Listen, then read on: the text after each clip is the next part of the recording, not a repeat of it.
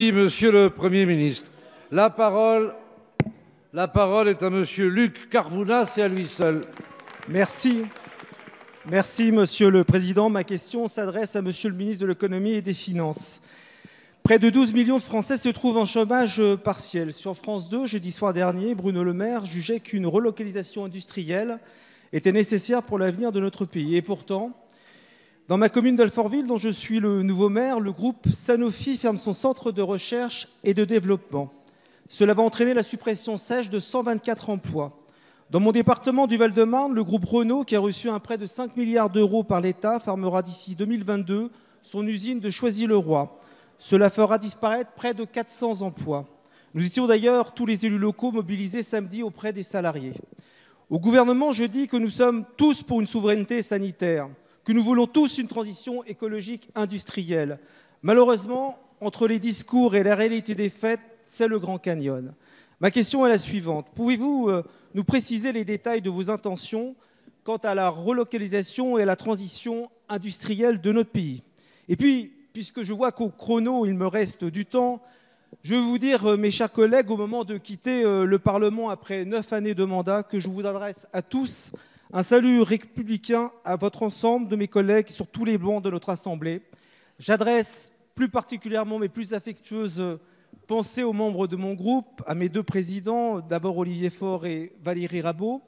Je veux vous dire, Monsieur le Président Richard Ferrand, qu'à mes yeux, vous êtes un président qui représente bien notre institution et qui la défend. Et je veux vous en remercier. Je salue le formidable travail réalisé quotidiennement par les fonctionnaires de notre belle institution. Après la crise sociale des Gilets jaunes et la crise sanitaire du Covid, j'émets juste le vœu que l'État prenne enfin conscience que nos territoires sont la deuxième jambe sur laquelle doit s'appuyer notre pays, dans l'intérêt de tous nos concitoyens. Et à vous tous, mes chers collègues, n'oubliez jamais la belle mission qui est la vôtre, celle de porter la voix de la nation et de réaliser le meilleur pour nos compatriotes. Je vous souhaite à tous et à toutes bonne chance. Je vous remercie.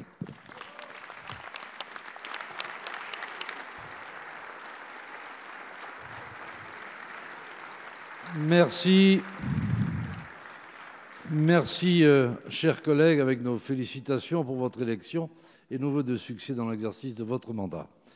La parole est à Madame Agnès Pannier-Runacher, secrétaire d'État auprès du ministre de l'Économie et des Finances. Merci, Monsieur le Président, Mesdames et Messieurs les députés. Monsieur le député Carvounas, d'abord, félicitations au nom du gouvernement pour le nouveau mandat que vous prenez, qui est un mandat de proximité, un mandat à hauteur d'homme et dont nous savons l'importance. Et merci pour le travail réalisé sur ces bancs au service de la démocratie. Vous posez la question de notre politique industrielle. Je veux dire qu'elle est aujourd'hui au cœur de notre politique économique. Je suis fière de faire partie d'une majorité qui a recréé l'emploi industriel dans ce pays. Je rappelle que ça n'était pas arrivé depuis 2000.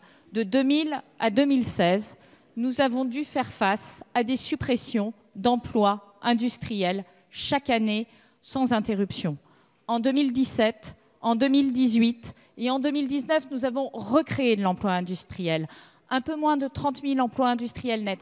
Ce n'est pas extraordinairement élevé, mais c'est le début d'une reconquête industrielle dont nous devons être fiers. C'est aussi la France qui est le premier pays qui accueille les projets d'investissement industriel de l'étranger. C'est également la France qui a ouvert plus de sites industriels qu'elle n'en a fermé ces 3 dernières années. Je veux le réaffirmer car aujourd'hui, nous sommes confrontés à une crise effectivement sans égale et dans cette crise, fort de ce que nous avons construit ces 3 dernières années, nous sortons notre épingle du jeu. Vous parlez de localisation dans l'automobile, c'est 1 milliard d'euros.